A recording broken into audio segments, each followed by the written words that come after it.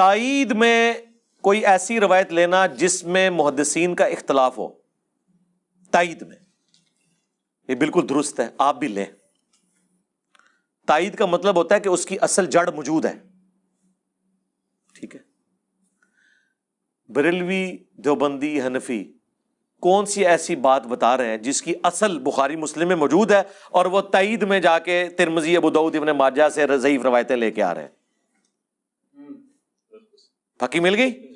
ہمارا مقدمہ رفع الیدین کا بخاری اور مسلم میں موجود ہے، اس کی تائید میں اگر ہم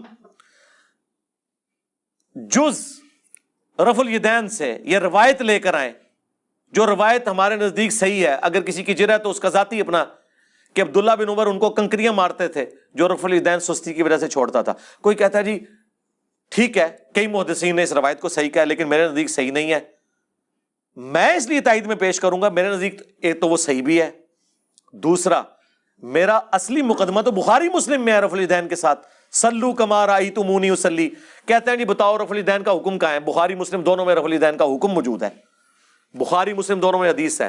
مالک بن حویرث کہتے ہیں ہم چند نوجوان تھے، تبوک کے موقع پر مسلمان ہوئے حضور کی وفات سے چند مہینے پہلے، اور ہم اپنے گاؤں ایریا سے آ کے مسجد نبوی میں رکے، آپ کی صحبت کی، 20 دن رہے حضور کے ساتھ دین سیکھنے کے لیے۔ کہتے ہیں پھر ہمیں گھر کی یاد ستانا شروع ہو گئی۔ ایک اچھا ٹیچر وہی ہوتا ہے جو فیس ریڈنگ کر لے۔ آپ تو کہتے ہیں نا حضور آپ کے زمانے میں ہوتا تو آپ کے ساتھ ہی رہتا، جو اس زمانے میں تھے انہوں نے اپنے کام بھی تو کرنے تھے نا، یہ دنیا میں نظام چل نہیں سکتا۔ تو وہ مالک بن حویرث کہتے ہیں حضور نے جب ہماری حالت دیکھی نا کہ اب یہ بچے انٹرسٹ لوز کر رہے ہیں، ان کو گھر کی یاد ستا رہی ہے، تو حضور نے خود ہی بلا کے کہا کہ ٹھیک ہے بس جاؤ، یعنی وہ شرم و شرمی خود تو نہیں کہتے حضور اجازت دے، حضور نے کہا اچھا اب تم جاؤ، دیکھنا واپس جب گئے تو نماز کا جب وقت ہو، 5 نمازوں کی یہ ٹائمنگ ہے جو تم نے میرے ساتھ نمازیں پڑھی، تم میں سے کوئی ایک شخص اذان دے جسے قرآن زیادہ آتا ہے اور عمر میں بھی بڑا ہے، وہ تمہاری امامت کروائے، اور ساتھ ہی آپ نے فرمایا صلو کما رأیتمونی اصلی، اور نماز تم نے ویسے پڑھنی ہے جس طرح مجھے نماز پڑھتے ہوئے دیکھا ہے۔ حکم آ گیا نا، نماز ویسے پڑھو جس طرح مجھے دیکھا۔ اب اس کے بعد حضور کو کہنے کی ضرورت نہیں ہے کہ میں نماز جب شروع کرتا ہوں تو دیکھو میں اللہ اکبر کہتا ہوں تم بھی اللہ اکبر کہو، میں ثنا پڑھتا ہوں تم بھی ثنا پڑھو، یہ تو کہنے کی ضرورت نہیں ہے۔ بخاری مسلم دونوں میں حدیث ہے اللہ نے مجھے جوامع کلمات کے ساتھ مبعوث کیا کہ بات مختصر کرتا ہوں اور مفہوم گہرا۔ ایک جملے میں رفع الیدین کا حکم، تسبیحات کا حکم، ارکان کا حکم آ گیا نا۔ مالک بن حویرث جو یہ حدیث روایت کر رہے ہیں انہی سے پوچھ لیں کہ حضور نماز کیسے پڑھتے تھے، وہ تابعین کو نماز سکھا رہے ہیں اور کہہ رہے ہیں کہ اس وقت نماز پڑھنے کا میرا ارادہ نہیں تھا، میں صرف اس لیے نماز پڑھ رہا ہوں تاکہ تمہیں بتاؤں کہ نبی علیہ السلام نماز کیسے پڑھتے ہیں۔ بخاری مسلم دونوں میں موجود ہے، انہوں نے نماز شروع کی تو دونوں ہاتھ کانوں تک اٹھائے، مسلم میں کانوں تک ہیں اور بخاری میں صرف الفاظ ہیں کہ ہاتھ اٹھائے۔ جب رکوع میں جانے لگے تو دونوں ہاتھوں کو بلند کیا کانوں تک، یعنی انگلیوں کے پورے کانوں کی سیدھ میں اور ہتھیلیاں کندھے کی سیدھ میں، اور رکوع سے سر اٹھایا تو ایسا کیا۔ اور بخاری میں یہاں تک ہے کہ مالک بن حویرث ہر طاق رکعت میں جب تک بیٹھ نہ جائیں دوسری رکعت کے لیے کھڑے نہیں ہوتے تھے، یعنی پہلی اور تیسری رکعت میں بیٹھ کے اٹھتے تھے، یعنی جلسہ استراحت۔ نبی السلام سے انہوں نے دیکھا، جو لوگ کہتے ہیں حضور بوڑھے ہو گئے تھے اس لیے جلسہ استراحت کرتے تھے، تو حضور نے مالک بن حویرث کو کیوں نہیں کہا کہ میں بوڑھا ہو گیا ہوں، تم نے ڈائریکٹ کھڑے ہونا ہے پنجوں کے بل؟ اور وہ پھر ضعیف روایت ترمذی سے لے کے آتے ہیں، امام ترمذی نے خود لکھا یہ روایت صحیح نہیں ہے۔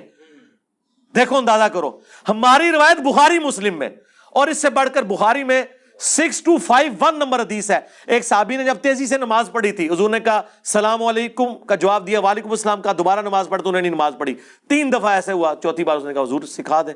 آپ نے فرمایا تھا سکون سے وضو کرو، قبلہ رخ کھڑے ہو، قرآن پڑھو، رکوع میں جاؤ، پھر آپ جب سجدے میں پہنچے آپ نے فرمایا سجدہ کرو، پھر 2 سجدوں کے درمیان بیٹھو، پھر دوسرا سجدہ کرو، پھر بیٹھو، اور پھر اگلی رکعت کے لیے کھڑے ہو۔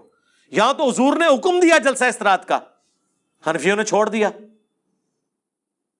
تو ہم تو اصلی روایتیں بخاری مسلم میں جس پہ ساروں کا اتفاق ہے، جسے کوئی ضعیف نہیں کہتا، اس کی تائید میں وہ روایتیں لے کے آتے ہیں جن میں اختلاف ہے۔ آپ تو سٹارٹ ہی وہیں سے کرتے ہیں کہ جس میں اکثریت ضعیف. 24 محدثین نے ابن مسعود کی حدیث کو ضعیف کہا ہے. 24 ڈبل 12 سوری, وہ یہ نہ ہو آپ کہیں وابی کے بھی 24 بنتے ہیں اور گد کے بھی 24 بنتے ہیں, حروف ابجد. ڈبل 12 جن میں احمد بن حنبل جیسے بڑے امام, عبداللہ بن مبارک جو احمد بن حنبل سے بھی بڑے امام ہیں, امام حنیفہ کے اپنے شاگرد, ان کا قول 256 نمبر حدیث کے کانٹیکس میں امام ترمذی نے نقل کیا کہ عبداللہ بن مبارک کیٹاگوریکلی کہتے تھے کہ رفع الیدین کرنے والے کی حدیث ثابت ہے اور نہ کرنے والے کی حدیث ثابت نہیں ہے. وہ کراچی کا مفتی کہتا ہے نہیں, انہوں نے سند پہ بحث کی ہے. سرکار سند پہ نہیں, انہوں نے آپ کے پورے رفع الیدین کو فارغ کیا ہے. وہ کہتے ہیں ابن مسعود کی حدیث ثابت ہی نہیں ہے. اور امام ابو داؤد نے بھی کمنٹس نقل کیے وَلَيْسَ بِصَحِيحٍ عَلَى هَذَا الْمَعْنَى کہ یہ ابن مسعود کی حدیث ان معنوں میں درست نہیں ہے. اور یہی روایت مشکات والوں نے جب نقل کی, انہوں نے بھی ابو داؤد کے کمنٹس نقل کیے ساتھ. یہ لوگ اپنے جعلی مسئلوں کے ثبوت میں وہ روایتیں لے کے آتے ہیں جنہیں اکا دکا محدثین نے صحیح کہا ہوتا ہے, باقی صاحب نے ضعیف. ہم اپنے اصلی مسئلوں میں جن کی جڑ قرآن بخاری مسلم میں موجود ہوتی ہے اس کی تائید میں وہ روایتیں لے کے آتے ہیں جن کے اوپر تھوڑا بہت اختلاف ہوتا ہے. ہماری اصل تو وہاں ہے